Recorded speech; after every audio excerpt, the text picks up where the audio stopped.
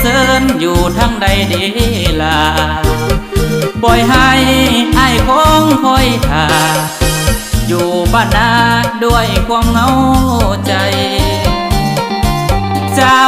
ไปเฮ็ดงานหาเงินอยู่ที่เมืองไทยบ่เห็นฮอดไงดนแล้วได้น้องบ่เต่ามาก่อนจากบ้านนาเคยสัญญาอยู่กองห่มหังขาดตุ้งพะวังเคยนั่งขาเป่งบอนขอพรวันทาบุญบังไฟหรือสงกรานต์สิกลับบ้านมาตามสัญญาย้อนความอาณาถาจึงจากนาหาเงินจนเจอผู้สาวแก้มเปิ้นเวินอยู่บ้านเพิ่นเป็นจังไดโนเจ้าโบกลับมาบ่บ้านเฮาทอนเอาเงินได้หลายแล้วบ่ผู้บ่าวไทยอยู่ทางคุณคงสิมีแต่ผู้พอวันใจยานผู้สาวใจมองเห็นคนหลอกแฟนอายสิเปลี่ยนใจหากได้เงินพออายยังรอเจ้าอยู่บ้านนาขายข้าวขายปลาไว้ท่าพร้อมแล้วนะไอ้พร้อมสิแต่งยังขาดแต่ผู้สาวแก้มขาว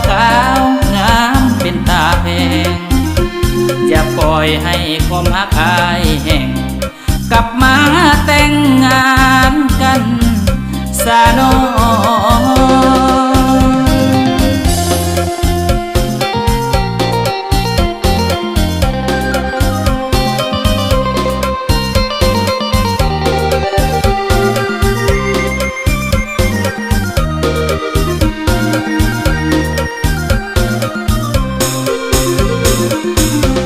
สาวแก้มเปิ้นเวินอยู่บ้านเพิ่นเป็นจังไดโนเจ้าโบกลับมาบ่บ้านเฮาทอนเอาเงินได้หลายแล้วบ่ผู้บ่าวไทยอยู่ทางคุณคงสิมีแต่ผู้พอวันใจยานผู้สาวใจมองเห็นคนหลอกแฟนอายสิเปลี่ยนใจหากได้เงินพออายยังรอเจ้าอยู่บ้านนาขายข้าวขายปลาไว้ท่าพร้อมแล้วนะไอ้พร้อมสิแต่งยังขาดแต่ผู้สาวแก้มขา